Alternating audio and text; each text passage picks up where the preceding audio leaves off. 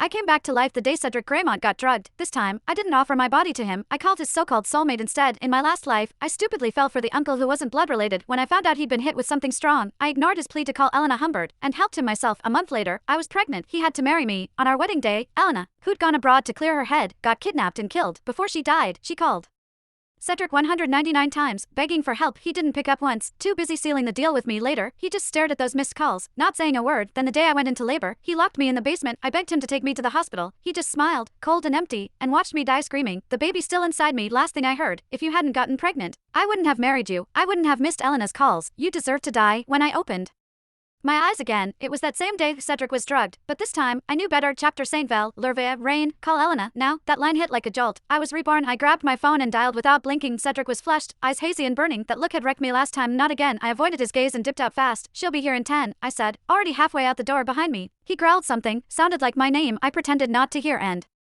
closed the door hard, planting myself outside like a wall. 10 minutes later, Elena showed up, all flustered. She gave me a look, half relief, half something else. When she saw my clothes were still in place right before stepping in, she said, "You can go, you're not needed." Cool. I turned and headed upstairs to my room. Downstairs didn't go quiet till way past midnight. I let out a slow breath. Last time, I loved Cedric too much. Like a moth to a flame, I gave myself to him and ended up pregnant.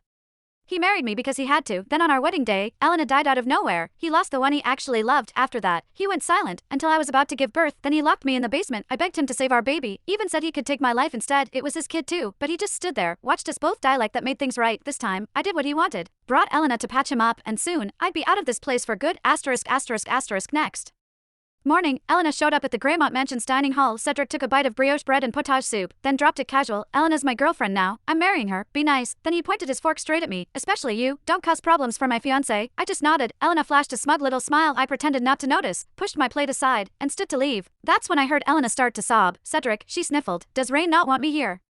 I know she's important to you. If she hates me, maybe I should just go." Tears, soft voice, full pity mode. Cedric's jaw tightened. "Rain, sit down and finish your breakfast. I'm done." His tone snapped. "Rain Rivroy, I told you to sit down. Don't you understand plain language? Have you forgotten basic manners? I raised you. Is this what I taught you?" I didn't want anything to do with either of them, but they just couldn't take a hint. I turned and gave them both a polite, fake smile. "Uncle Cedric, Miss Elena, I've eaten. Enjoy your breakfast. I'm out." Half an hour later, there's a knock at my door. I opened it and found Cedric standing there, eyes stormy. Chapter I moved to shut the door on instinct. Didn't want to deal with him. Cedric caught it, frowning. "You avoiding me? Why?" He leaned in, scanning my face. "You mad? Is it about Elena?" I shook my head fast. "Nope, I'm happy for you. You two finally made it happen." He didn't buy it. His eyes shifted, cold and sharp. "That's really how you feel, or just acting?" He let out a dry, mocking laugh. "Rain, don't tell me you're still clinging to me. You think I didn't notice that kiss on your 18th birthday, that fake drunk bit?" He sneered. "All those love letters you wrote, I read every single one, thought you were being slick, but the way you looked at me, obvious, everyone